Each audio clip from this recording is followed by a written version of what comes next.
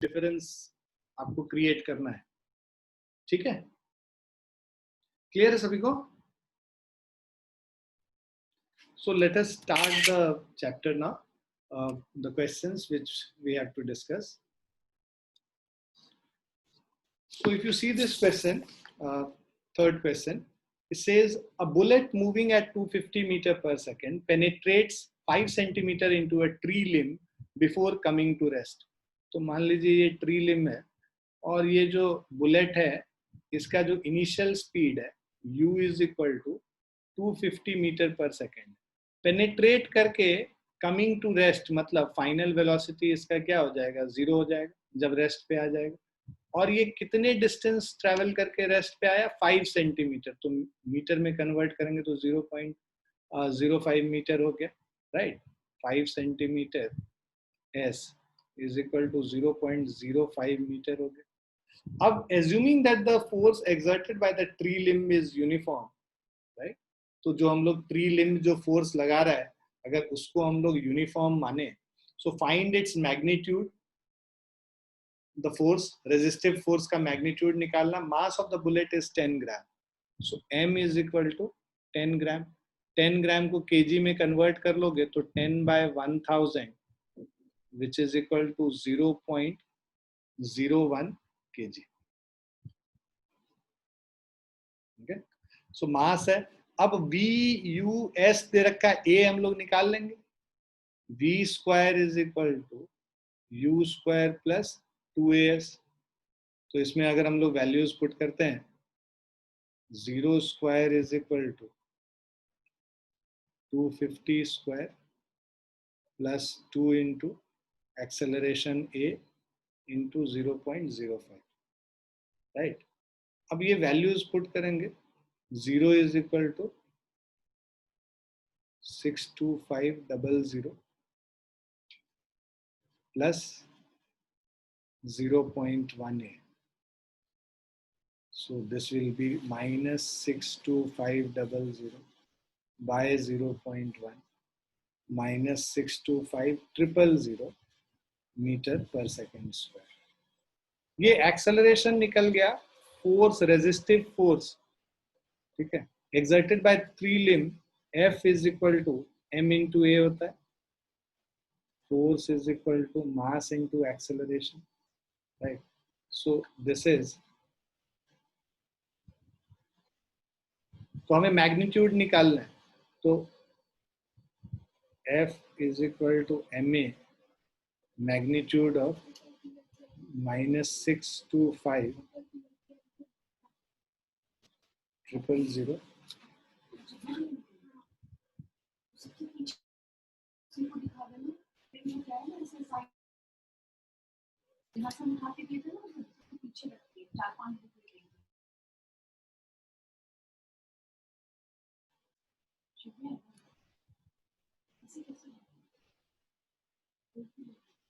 minus 62500 into mass is equal to 0.01 अगर करते हैं,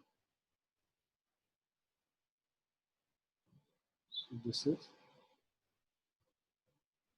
minus 6250 न्यूटन, और इसका मैग्नीट्यूड निकालना है तो this will be equal to 6250 Newton.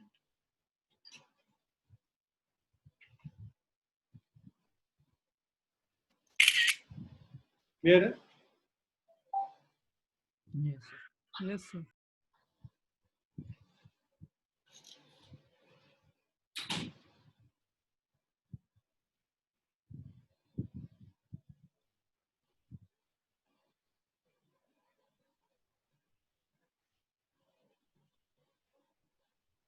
लिख लिया सबने? Yes, sir.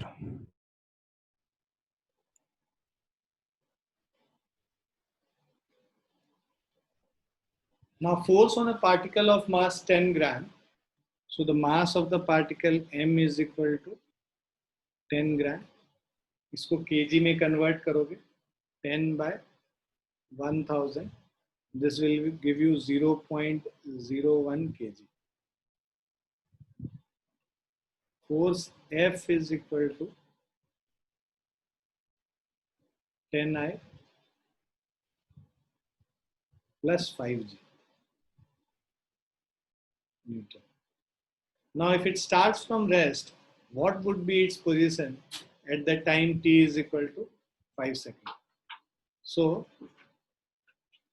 हमें निकालना है कि रेस्ट से स्टार्ट करेंगे तो इसका position at time t is equal to 5 second निकालना. So u is equal to 0.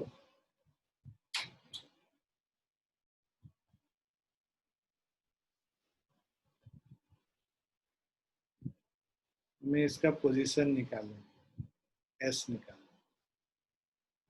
t is equal to 5 seconds. तो अभी क्या करना है, अभी हम लोग को x और y सेपरेटली निकालना है. तो आप ax और ay पहले निकाल लो.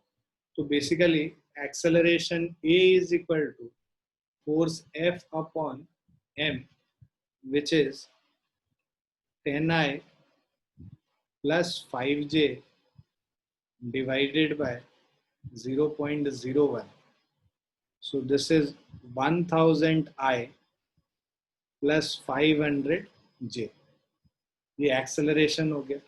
तो इसका मतलब ax is equal to 1000 metre पर second square and y direction में जो एक्सेलरेशन है दैट इज 500 मीटर पर second square.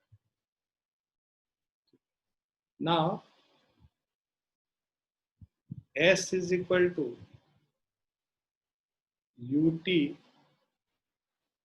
Plus half at square. अब इनिशियल वेलोसिटी u क्या है, 0 है. s is equal to half at square.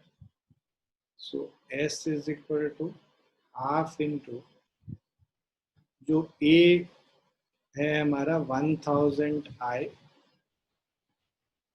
Plus 500J into t square, that is 5 square.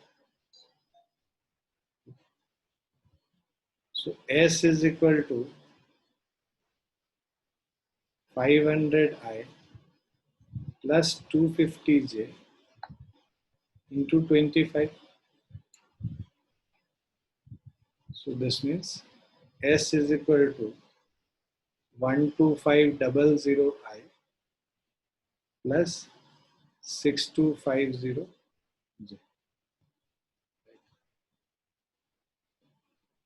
Position time t पे ये हो गया.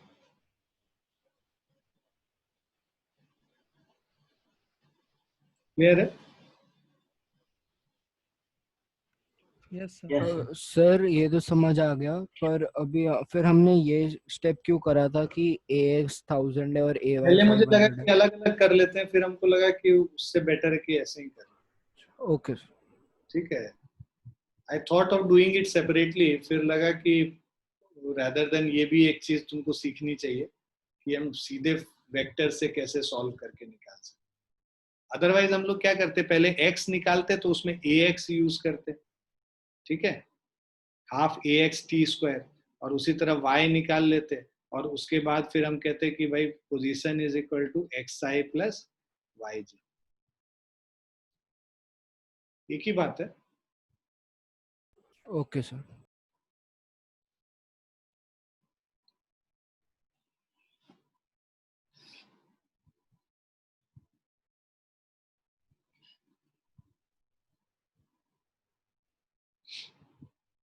लिख लिया?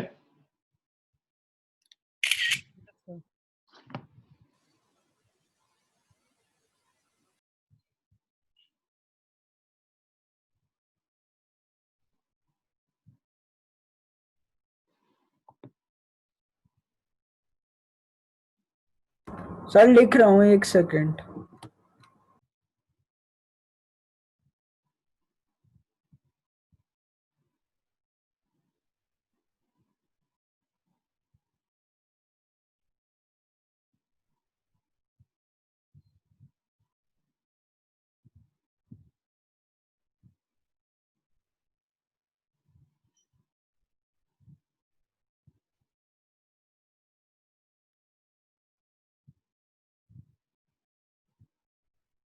सर लिख लिया.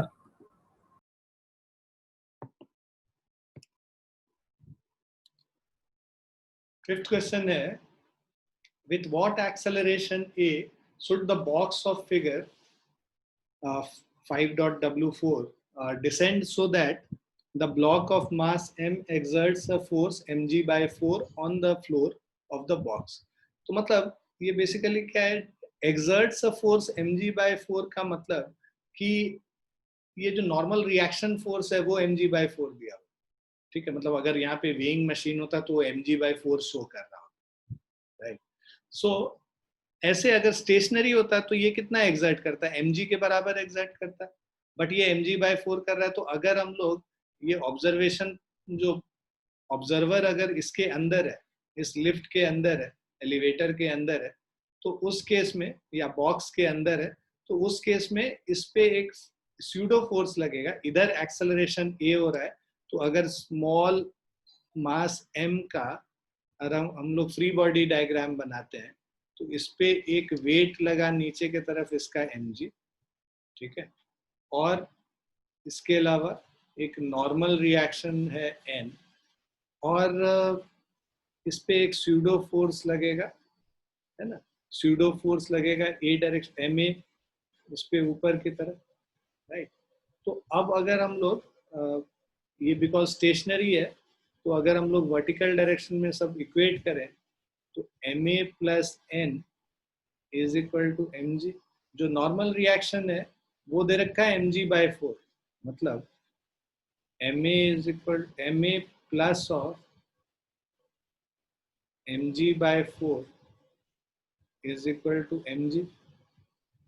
So this is mg minus mg by 4 is equal to ma. 3 mg by 4 is equal to ma, right? So acceleration a is equal to, ये दोनों मास कैंसिल हो गया, so acceleration a is equal to 3g by 4 हो गया, ठीक है। सो हम लोग को एक्सेलरेशन निकालना था, that is equal to 3g by 4।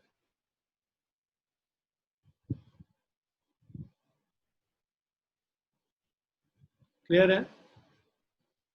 Yes sir.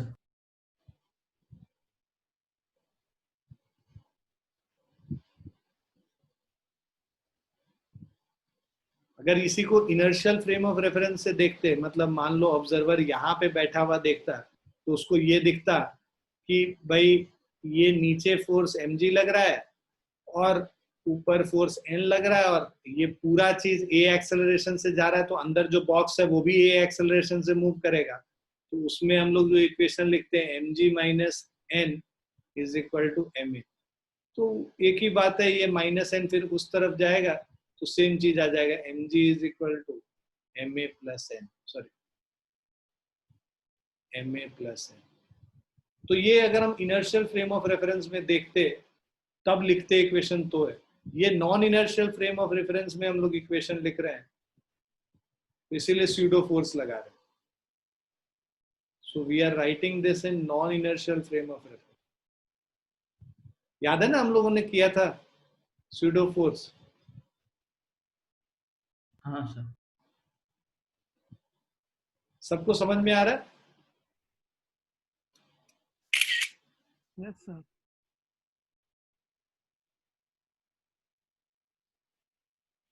So basically lift के अंदर हम बैठते हैं तो ऊपर के तरफ, उस मास पे ऊपर के तरफ जिधर एक्सेलरेशन हो रहा है उसके ऑपोजिट डायरेक्शन में स्यूडो फोर्स लग रहा है। अनहद आ रहा है समझ में?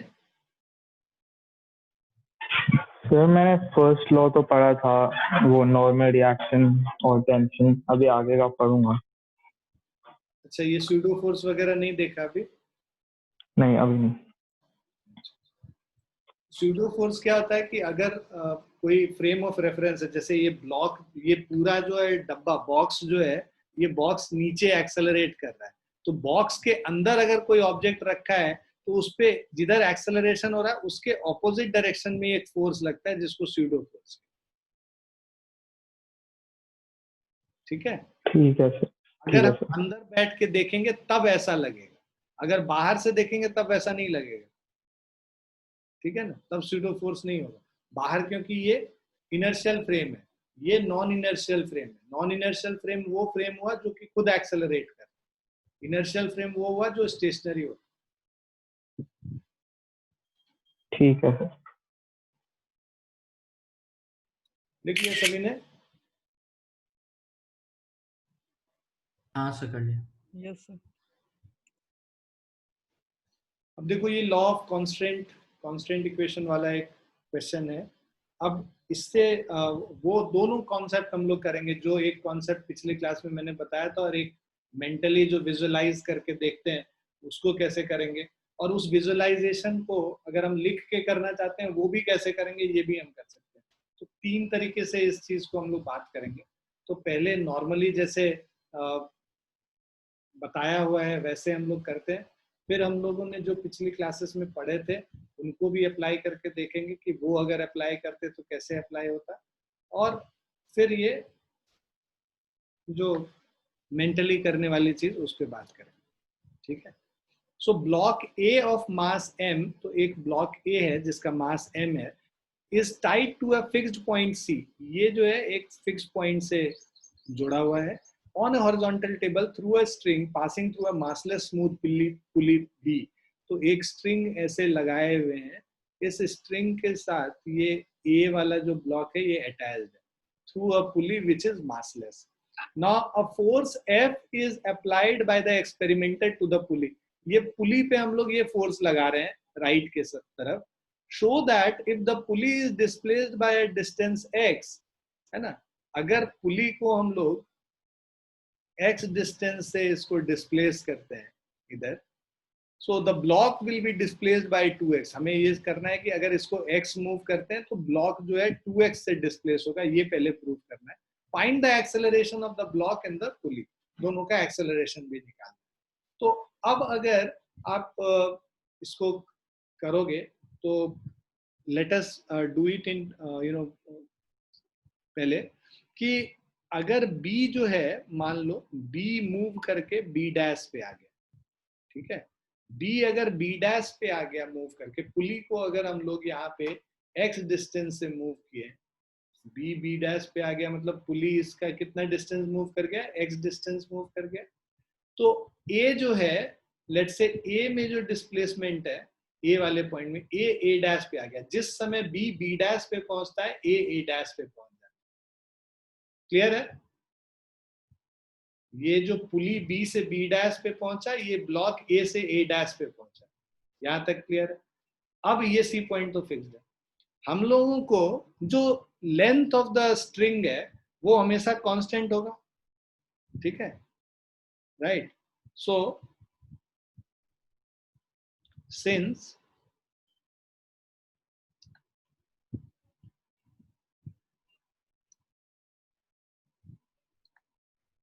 length of the string is constant, तो यहाँ पे लेंथ कांस्टेंट है, तो पहले जो था इनिशियल पोजीशन पे हम लोग क्या लिखेंगे, CB प्लस BA, बाद में क्या हो गया यही चीज, CB dash plus B dash A dash. CB dash को हम लोग क्या लिख सकते हैं, CB plus BB dash, right. C से लेके B डैश के डिस्टेंस को CB प्लस BB डैश लिख सकते हैं, plus of B dash A dash को हम लोग क्या लिख सकते हैं, फिर से B dash B plus of B dash B plus of BA dash. लिख सकते हैं ना इसको, पूरे लिख सकते हैं ना बच्चे? Yes sir. अब दिस इज इक्वल टू, इसको CB प्लस BB डैश और BB डैश को ऐड कर दोगे तो ये क्या हो गया, 2 times BB dash plus of BA dash, है ना। सो this is CB plus BA, since the length of the string is constant, CB और CB कैंसिल हो गए, इसको काट दो। अब BA बी ए डैश को इधर ले आओगे तो B A minus B A dash is equal to twice of B B dash. ठीक है, अब यहाँ पे B A minus B A dash करोगे तो ये क्या निकलेगा, ए डैश निकलेगा, राइट। तो बी से लेके ए तक का जो डिस्टेंस है बी ए माइनस बी से लेके ए डैश तक का जो डिस्टेंस है B A dash. So B A minus B A dash करोगे तो ए डैश निकल के आ जाएगा, A dash is equal to twice of B B dash, right.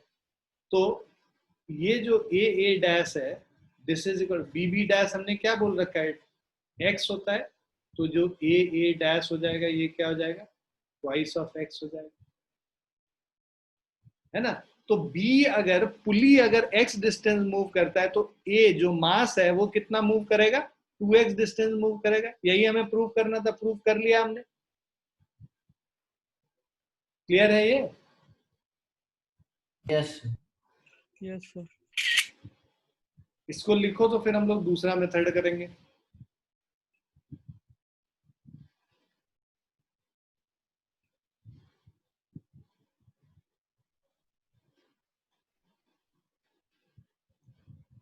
Hello sir. Yes Adiba, sir मैं बता रहा था मैं आ गया था, मैं थोड़ा लेट था, आधा घंटा। कब अभी आया हो? सर 4:35 पे आया हूँ। तो ये क्वेश्चन देख लिए ना? हाँ सर, इससे पहला वाला भी देख लिया था। हाँ, तो इसके पहला वाला से ही अच्छा क्वेश्चन है। इसके पहले जो थर्ड वाला फोर्थ वाला की वो तो इजी था, देख लोगे तुम। फिर सिक्स थोड़ा ठीक है, इससे फिर आगे जितने क्वेश्चन हैं और अच्छे हैं। ठीक ये है। समझ में आया सबको? हाँ सर। बाकी बच्चों सबको आ गया, सबने लिख लिया? Yes sir. Yes yes sir. Archit, Vedant सबने लिख लिया ना? हाँ सर, लिख लिया। Yes, sir. सहज? Yes sir. Now what we do is कि अभी हम लोग को इसका जो मेथड पहले किया था उससे अगर हम करके देखते हैं, इसको जस्ट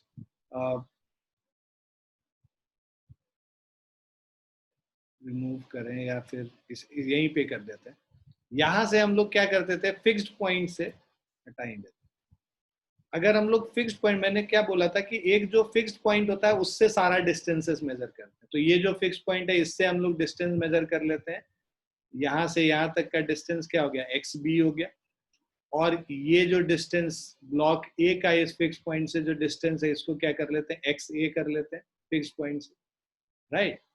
सो अब अगर हमें लेंथ ऑफ द स्ट्रिंग लिखना है, लेंथ ऑफ द स्ट्रिंग लिखेंगे तो दिस विल बी ये जो BC प्लस BA, तो BC क्या है, XB है।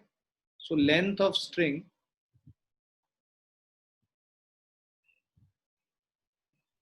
Is equal to XB plus of ये वाला पोर्शन क्या होगा, BA वाला, इसको हम लोग लिखेंगे XB माइनस X, लिखेंगे ना? हाँ, so length of the string L is constant, so that means twice of XB minus of XA is equal to constant, right? So now इसको अगर हम लोग को डायरेक्टली करना होता है, जैसे वहां पे हम लोगों ने किया, इसका डिस्टेंस अगर x है तो इसका जो डिस्टेंस है ये 2x है, राइट। तो पुली का अगर इसको डबल डिफरेंशिएट कर दो तो इसका एक्सेलरेशन पुली का अगर a है तो इस वाले ब्लॉक का एक्सेलरेशन क्या हो जाएगा, 2a हो जाएगा, राइट। सो सेम चीज यहाँ पे भी देखो आएगा। अगर इसको डबल डिफरेंशिएट कर लेते हैं, differentiating with respect to time twice, अगर दो बारी डिफरेंशिएट करेंगे टाइम के रेस्पेक्ट में तो ये हमारा क्या आ जाएगा कि twice of d2xb upon dt square minus d2xa upon dt square is equal to 0। Constant का डिफरेंशिएशन 0 हो जाएगा। twice of d2xb upon dt square मतलब twice of acceleration of pulley B minus acceleration of block A is equal to 0. So that means acceleration of block A is twice the acceleration of pulley B.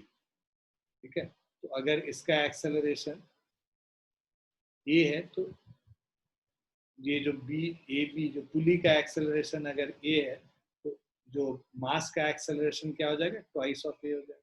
Same चीज जो चीज यहाँ पे हम लोग देख रहे हैं, अगर इसका acceleration A है तो इसका twice of A हो जाएगा.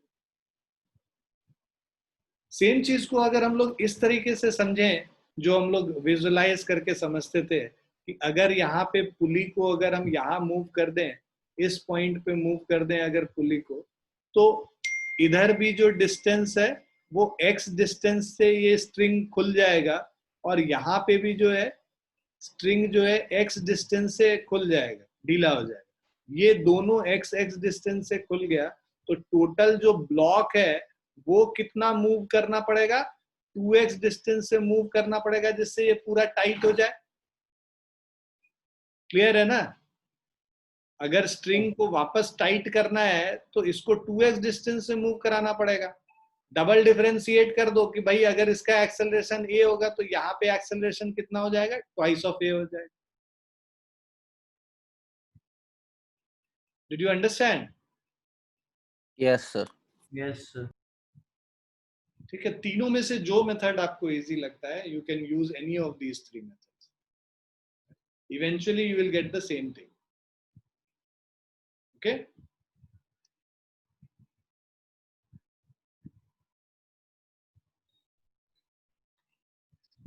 so acceleration of block A is equal to twice the acceleration of pulley B which is equal to 2A. हम लोग मान लेते हैं. अब आ जाते हैं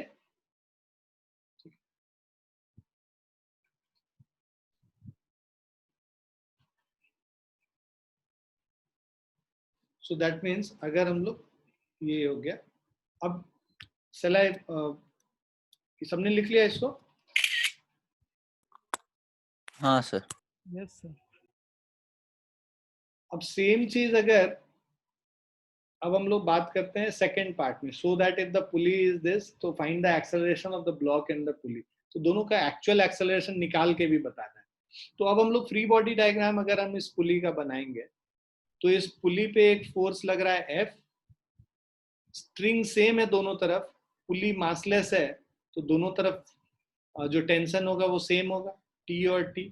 ठीक है, मासलेस स्मूथ पुली, फ्रिक्शनलेस भी है मासलेस भी है तो टेंशन दोनों तरफ सेम रहेगा इस पुली के. तो ये पुली पे एक फोर्स F लगा रहे हैं, दो टेंशन T लग रहा है, इसका मास 0 है तो हम लोग क्या लिखेंगे भाई, F minus 2T is equal to 0, क्योंकि मास इस पुली का 0 है. Mass into net force is equal to mass into acceleration होता है ना. तो इसको जो हम लोग लिखते F net is equal to mass of the pulley, okay, mass of B into acceleration of B. mass of B तो 0 है तो इसीलिए F minus 2T 0 हो जाएगा. That means F is equal to twice of T.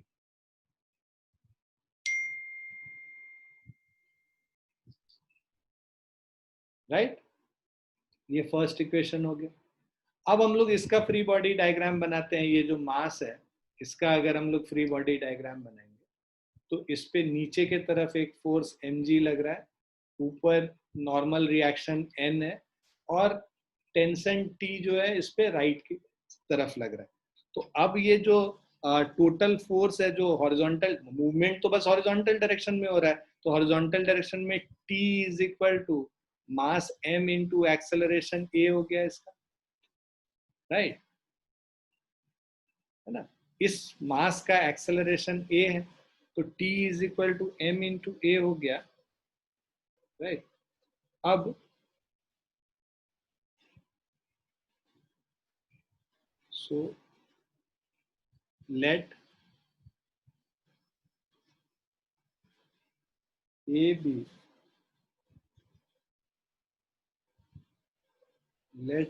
be the acceleration of mass m.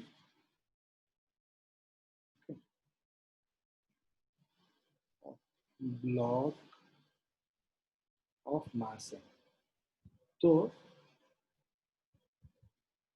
हमें relation हमें पता है, एक्सेलरेशन ऑफ पुली क्या हो रहा है, is equal to a by 2, इसका हाफ होगा, पुली का a था तो इसका 2a था, अब इसका a है तो इसका क्या हो जाएगा, a बाई 2 हो जाएगा। तो f is equal to 2t है और t is equal to ma, first and second को अगर सॉल्व कर लोगे फ्रॉम 1 एंड 2, हमें t तो पता नहीं, हमें f का वैल्यू पता है, तो t को यहाँ पे f बाई 2 से रिप्लेस कर लो, मतलब f by 2 is equal to ma। So acceleration a is equal to f by 2m। हमें दोनों का एक्सेलरेशन निकालना है, मतलब एक्सेलरेशन ऑफ ब्लॉक,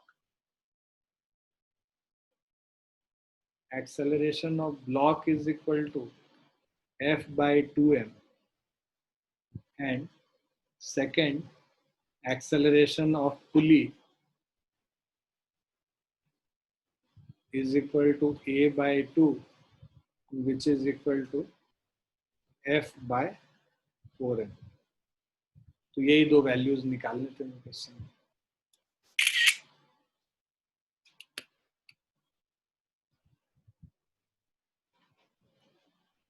क्लियर है?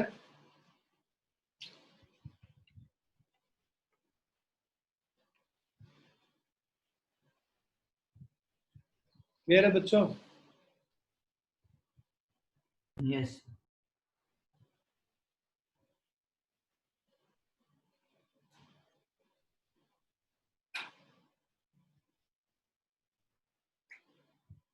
लिख लिया सभी ने?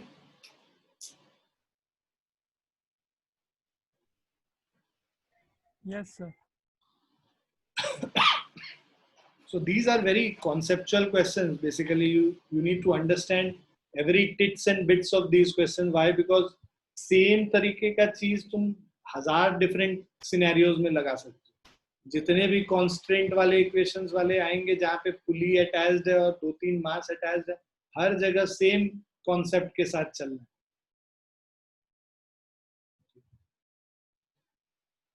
लिख लिया? आगे चले नेक्स्ट वाले पे।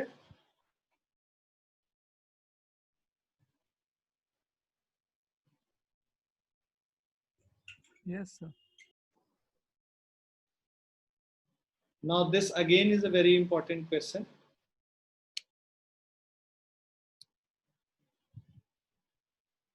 So a smooth ring of mass m, यहाँ पे एक रिंग है, ये दिख रहा है आपको, एक रिंग दिख रहा है ना, ये रिंग इस थ्रेड के ऊपर स्लाइड कर रहा है और इस रिंग का मास कितना है, स्मॉल m के बराबर। So a smooth ring of mass m can slide on a fixed horizontal rod, and a string tied to a ring passes over a fixed pulley b। इसके साथ एक स्ट्रिंग अटैच्ड है जो fixed b के साथ पास करके ये मास c जो है, जो block of c of mass capital m, तो यहाँ पे एक block c of mass capital m जिसका की वैल्यू किसके बराबर है, ट्वाइस ऑफ स्मॉल m के बराबर, as shown in figure। Now at an instant the string between the ring and the pulley makes an angle theta with the rod। तो किसी भी instant टाइम instant t पे ये जो है, जो एंगल बना रहा है रॉड के साथ, ये स्ट्रिंग जो एंगल बना रहा है ये थीटा है। Now show that if the ring slides with a speed v, है ना, किसी मोमेंट पे, जिस मोमेंट पे ये एंगल थीटा बना रहा है उस समय जो ये रिंग स्लाइड कर रहा है वो v वेलोसिटी से स्लाइड कर रहा है, the block descends with the speed v cos theta. तो जिस समय ये v वेलोसिटी से स्लाइड कर रहा है तो जो ब्लॉक डिसेंड करेगा इसका जो डिसेंट स्पीड होगा वो v cos थीटा, ऐसा हमें प्रूफ करना है पहला। सेकंड कह रहा है with what acceleration will the ring start moving if the system is released from rest with theta is equal to 30 degree. तो अगर theta is equal to 30 degree पे हम लोग इसको रिलीज करें ब्लॉक को, जिस समय एंगल 30 डिग्री बना रहा था, उस समय हमें निकालना है कि एक्सेलरेशन ऑफ द रिंग कितना है, ये रिंग किस एक्सेलरेशन से मूव कर रही है। ठीक है, अब यहाँ पे आप देखो कि जब ये ए जो रिंग है किसी मोमेंट ऑफ टाइम पे ए से ये ए डैश पे पहुंच गया, तो ए से ए डैश पे जब रिंग पहुंचा तो ये जो ब्लॉक है वो सी से कहां पहुंच गया, C dash पे पहुंच गया, right? So when the ring moves from A to A dash, so suppose in small time interval,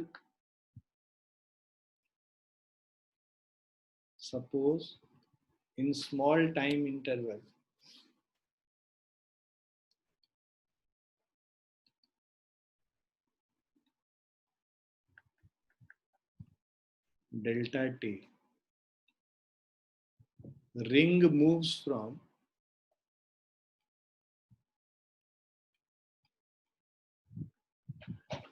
A to A dash, right? Ring A से A dash पहुंच गया, and the block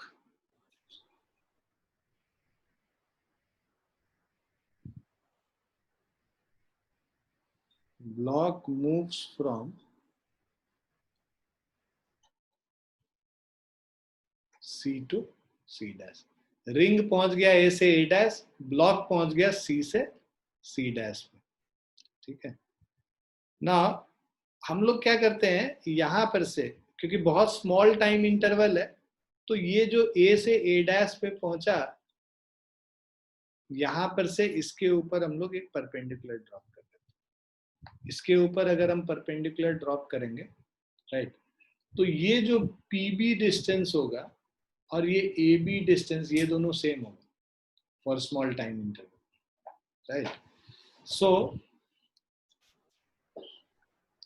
for small displacement,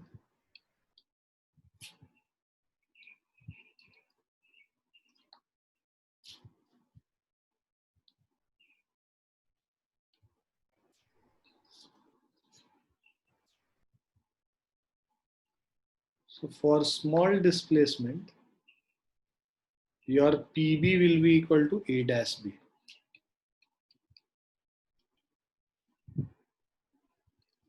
ठीक है, छोटे displacement के लिए यहां से जब परपेंडिकुलर ड्रॉप करते हैं तो A dash B और PB इक्वल हो जाता है। Now since the length of the string is constant, since length of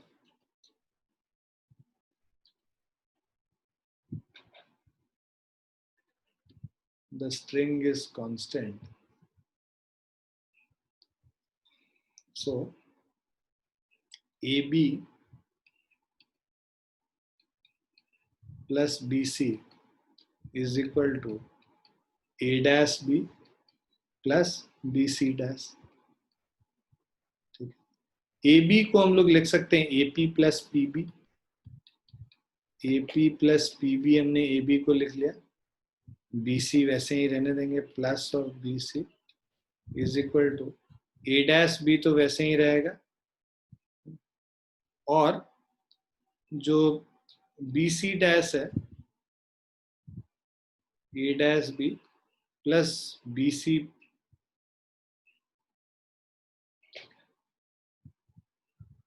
A dash B plus BC plus CC dash।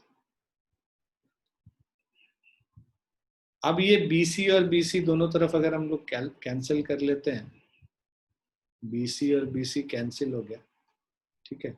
अब ये जो AP है, राइट, सो AP को हम लोग लिख सकते हैं, या AP प्लस PB, PB को हम लोग A dash B लिख सकते हैं, AP plus A dash B is equal to A dash B plus CC dash, ये दोनों कैंसिल हो गया। अब AP को अगर हम लोग A dash के टर्म्स में लिखें तो ये 90 डिग्री है, तो A dash cos थीटा हो जाएगा AP, A dash cos theta is equal to CC dash।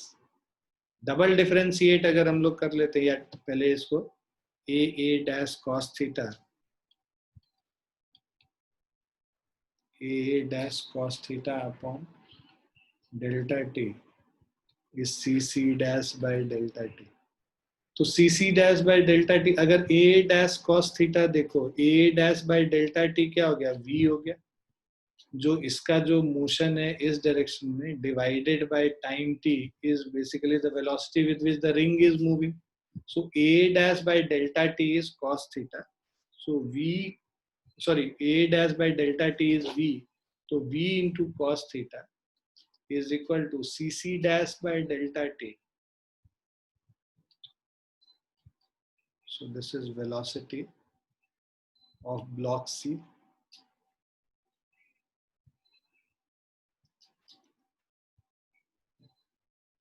यहाँ पे लिख लेना, since a dash by delta t is equal to velocity of ring.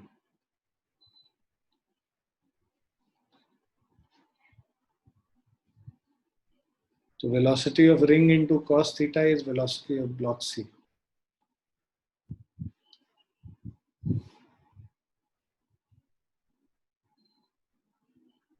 ठीक है, तो वेलोसिटी ऑफ ब्लॉक सी जो हमें प्रूव करना था v cos थीटा, वो हमने प्रूव कर दिया. क्लियर है?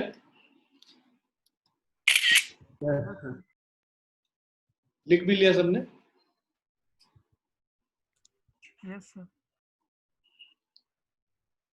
अब सेकेंड पार्ट में कह रहा है, with what acceleration will the ring start moving if the system is released from rest with theta is equal to 30 degree. ये इसको हटा दे. तो अब हमें second part of the question में देखना है. तो सेकेंड पार्ट में अब अगर हम लोग अलग अलग सिस्टम को कंसिडर करें, राइट, तो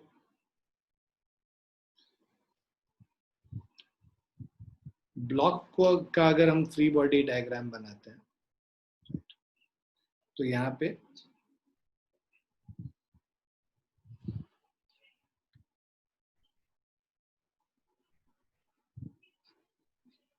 नीचे की तरफ अगर इसका जो देखेंगे फोर्स mg होगा, ऊपर टेंशन t है, राइट, और बिकॉज ये v हमें इसका एक्सेलरेशन हम लोग मान लेते हैं a है, तो जो इसका एक्सेलरेशन होगा वो a cos थीटा हो जाएगा, क्योंकि v और v cos थीटा का जो रिलेशन है उसको डिफरेंशिएट कर दोगे तो a और a cos थीटा निकल के आ जाएगा, right. So acceleration of the ring अगर a है, so let acceleration of the ring be a.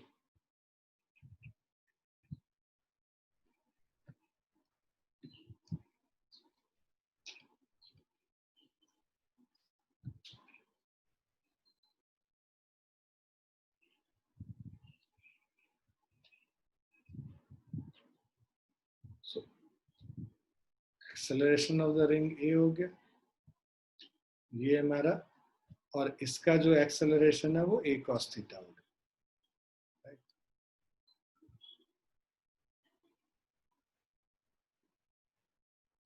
सो अब यहाँ पे अगर हम लोग फोर्स लगाते हैं, इस पे जो इक्वेशन लिखते हैं, तो हमारा हो जाएगा mg minus T is equal to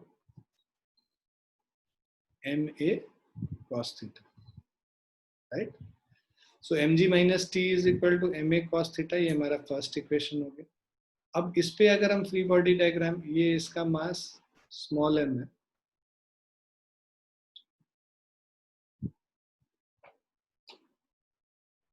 तो स्मॉल m वाले पे अगर हम लगाते हैं, एक इस डायरेक्शन में टेंशन t लग रहा है, राइट, और इसका एक्सेलरेशन जो है इस इधर हो रहा है. सो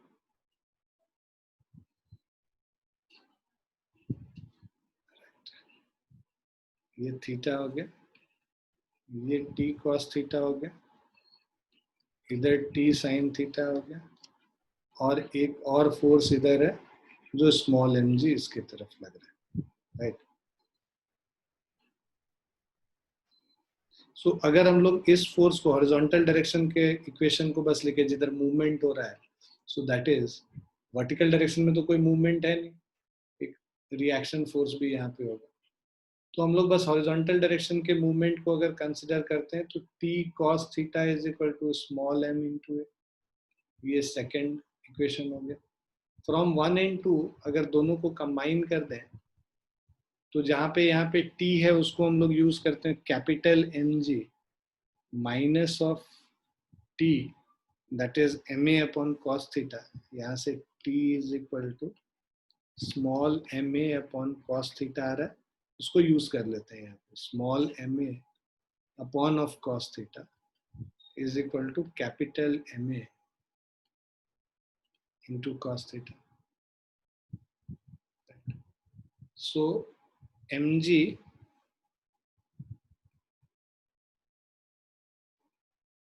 cos theta minus small ma is equal to by cos theta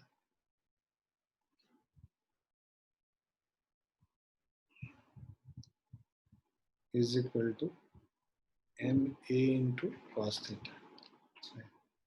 So mg cos theta is equal to ma cos square theta plus small m. a का वैल्यू निकालना है.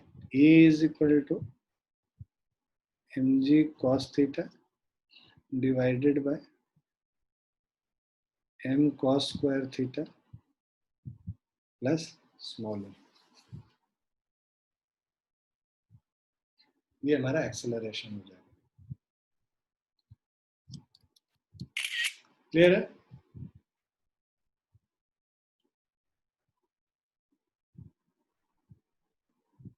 क्लियर है बच्चों?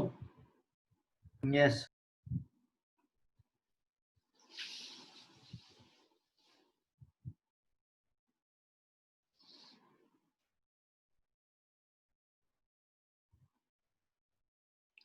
सभी को आ रहा है समझ?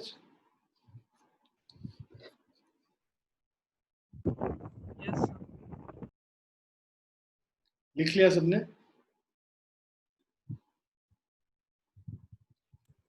Yes sir. Yes, sir.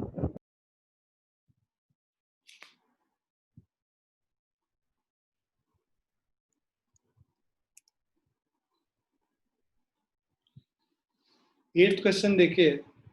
A light rope fixed at one end of a wooden clamp on the ground passes over a tree branch and hangs on the other side. It makes an angle of 30 degree with the ground. ठीक है?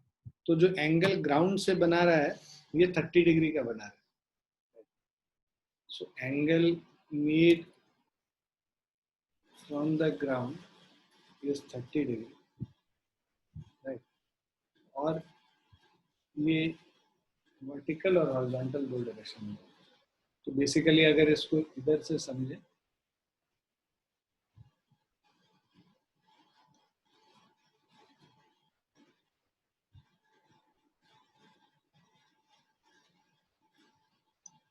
इस पे चढ़ने की कोशिश कर रहा है और यहाँ पे ये थीटा है. ठीक है.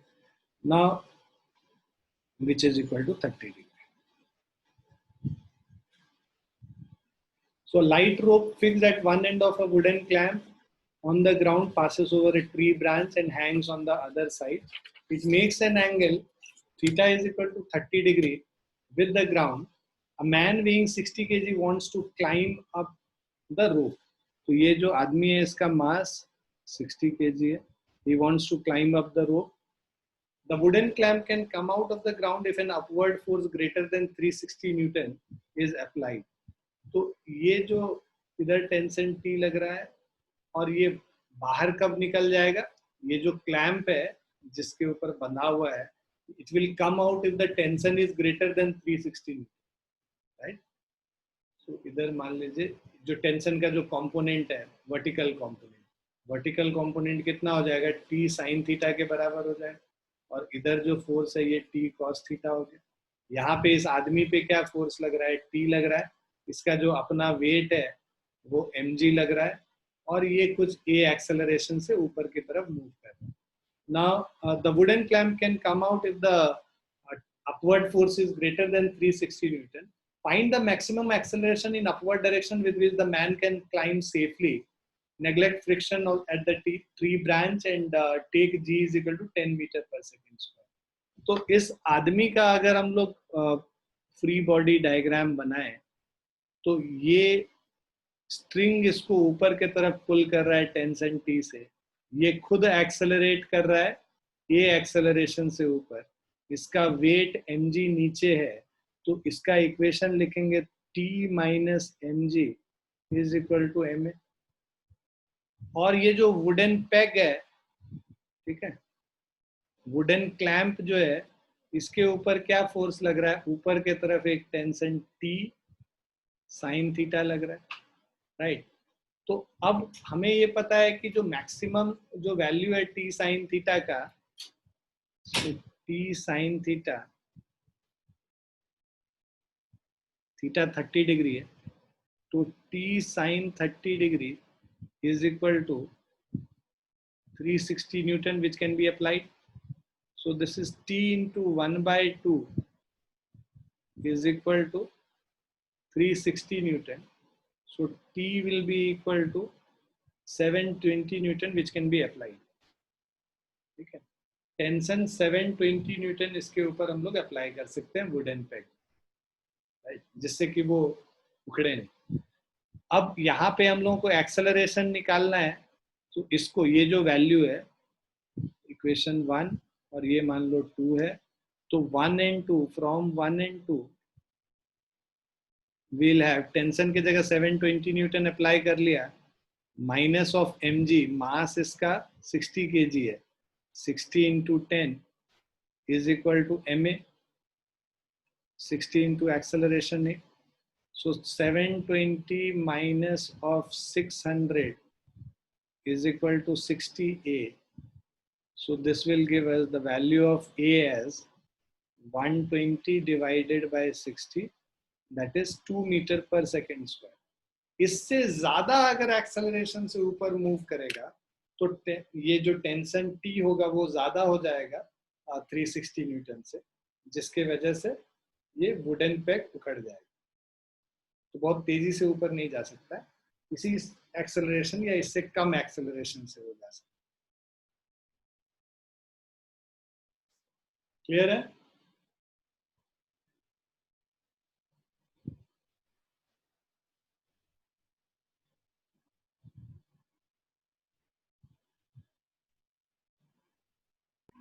Yes, sir.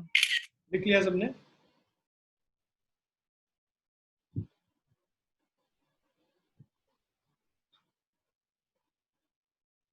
अब यही कॉन्सेप्ट बेसिकली लगाते हैं एस.सी. वर्मन का दो बड़ा फेमस प्रॉब्लम है, मंकी के टेल पे चढ़ता हुआ एक दूसरा मंकी, मतलब एक बंदर है, उसके पूंछ पे दूसरा बंदर लटक रखा है और पहला बंदर वो किसी एक्सेलरेशन से ऊपर जा रहा है, तो कितना मैक्सिमम एक्सेलरेशन से वो ऊपर जा सकता है कि उसका पूंछ ना उखड़े, बेसिकली ऐसा एक क्वेश्चन है।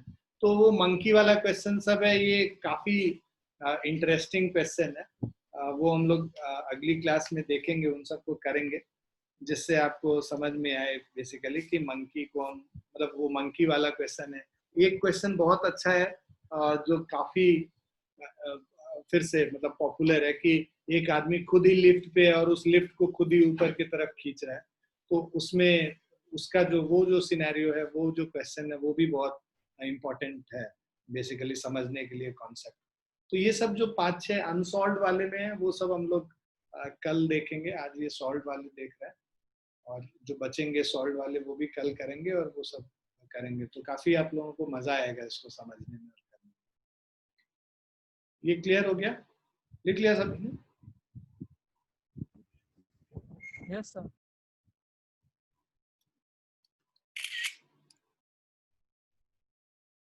ये जो क्वेश्चन है ये तो हम लोगों ने उस दिन किया ही था, right? You remember similar kind of question we did on that day, तो उसी के जैसा क्वेश्चन है, बट फटाफट इसको हम लोग कर लेते हैं।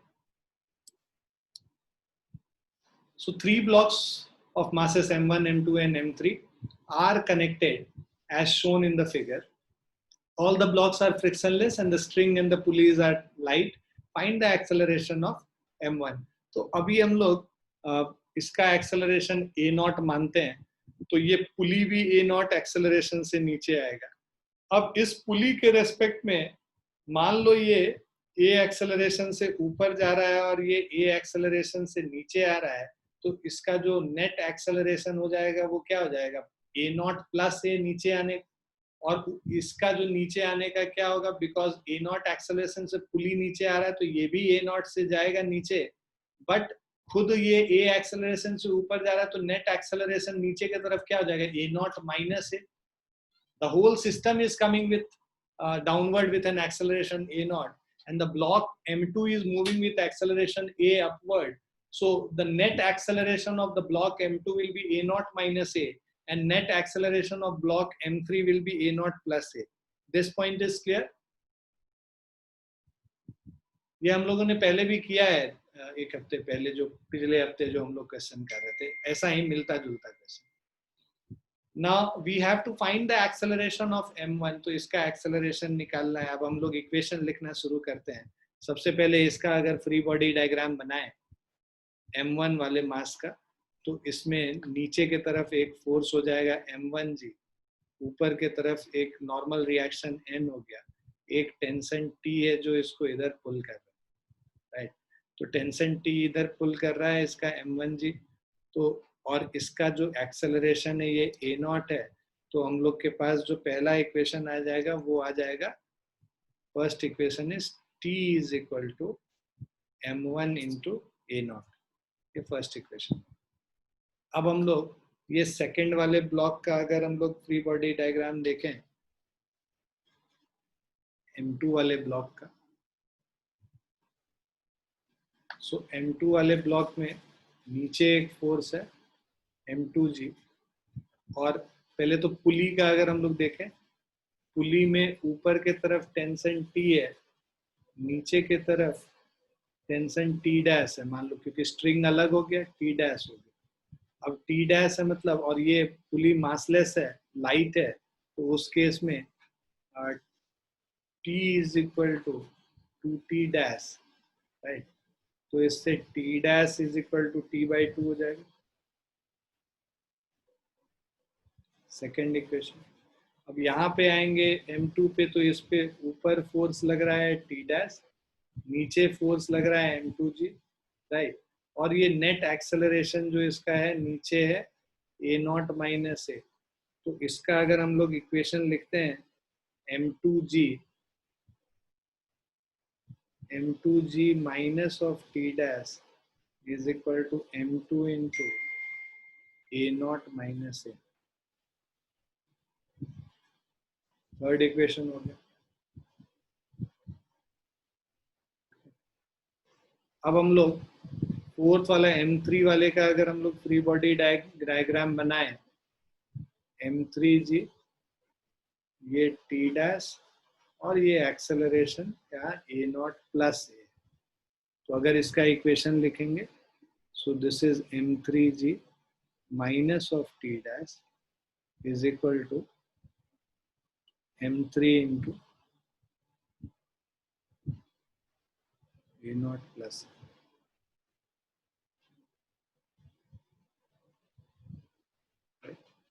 ये फोर्थ इक्वेशन हो गई.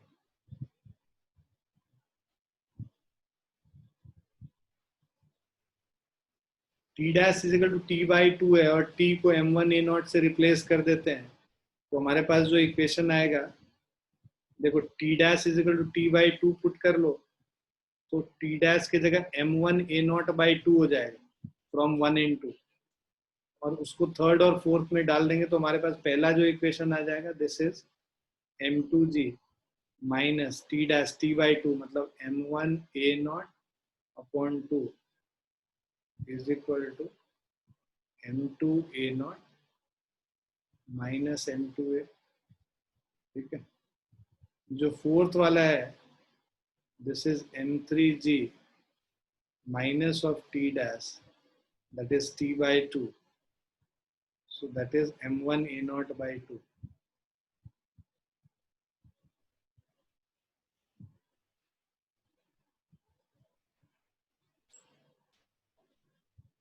is equal to m3 a naught plus a, m3 a naught plus m3a.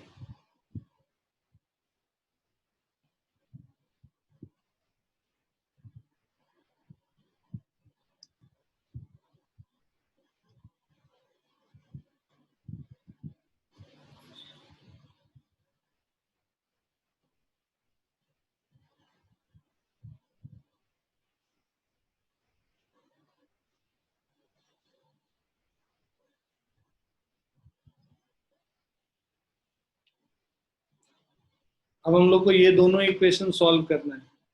ए को पहले ए नॉट के टर्म्स में लिखना है, राइट, और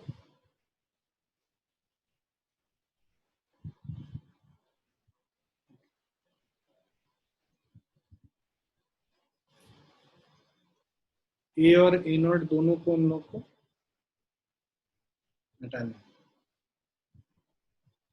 पहले तो ए को रिप्लेस कर देंगे और उसके बाद ए नॉट को निकाल लेंगे वैल्यू। तो इसको क्या करो, यहाँ पे m2a है m3a है, इस पूरे इक्वेशन को क्या करो आप m3 से मल्टीप्लाई कर लो और इस पूरे इक्वेशन को m2 से मल्टीप्लाई कर लो। तो हमारे पास क्या आ जाएगा इक्वेशन में, m2 m3g minus of m1 m3 by 2 a naught is equal to m2 m3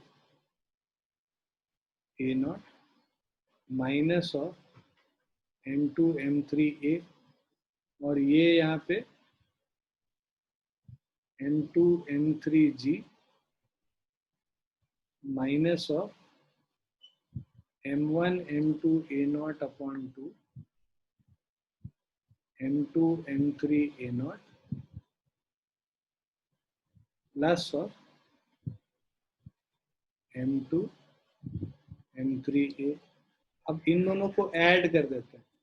इनको ऐड करेंगे तो ये a वाला टर्म तो कैंसिल हो जाएगा, हमारे पास इधर बचेगा m2 m3 प्लस मतलब twice of m2 m3 twice of m2 m3g minus of m1 m3 by 2 और m1 m2 by 2 है, राइट। तो इसमें आप क्या करो, m1 a नॉट by 2 को बाहर ले लोगे, अंदर बच जाएगा m2 प्लस m3 और this is equal to twice of m2 m3 into a naught, right. इसको उस तरफ ले जाके और फिर हम लोग इधर लाके डिवाइड कर देंगे, मतलब 2m2 m3 g is equal to minus है उस तरफ जाके पॉजिटिव हो जाएगा, so this will be 2m2 m3 plus of m1 by 2 into m2 plus m3 whole into a naught।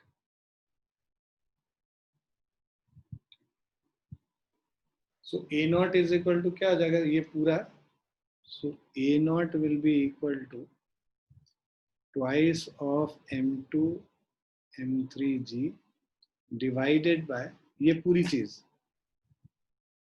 2m2 m3 plus m1 m2 by 2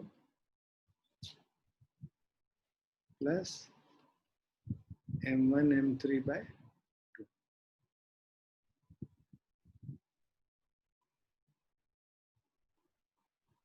clear है?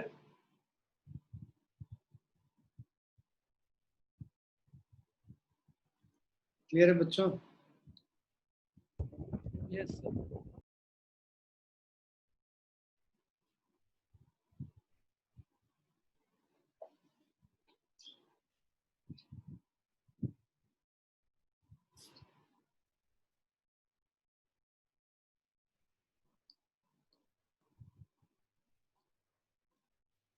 लिख लिया सबने? Yes. Yes, sir. तो आज का जो होमवर्क शीट है वो जो अभी हम क्वेश्चंस भेजेंगे वो कर लेना, है ना। आज तो खैर क्या कर पाओगे, कल सुबह ही क्लास है। उसका जो ये पहला वाला जो डीपीपी भेजेंगे उसका वेंसडे को तुम्हारा सबमिशन डेट है, मतलब सारे लोग जो है या तो एक कॉपी बना लो डीपीपी के लिए या फिर शीट्स में करोगे तो उन शीट्स को स्टेपल करके उसी डीपीपी के साथ रख लेना, अगर जेरोक्स प्रिंट आउट ले सकते हो। अगर प्रिंट आउट नहीं ले सकते हो तो अभी बस मार्क करके रख लेना और उसको स्कैन करके, है ना, वो मुझे मेल करो। सबमिशन का मतलब उसको स्कैन करके मेल करना है, वो आपको वेंसडे तक कर देना है मुझे, ये वाला जो डीपीपी आज शेयर करेंगे। उसी तरह कल जो शेयर करेंगे उसका अलग सबमिशन डेट होगा और डिस्कशन डेट होगा, वो उसमें लिखा हुआ होगा, right? So I will just show you the sheet so that you understand कि तुम्हें करना क्या है। एक सेकेंड जस्ट होल्ड करो।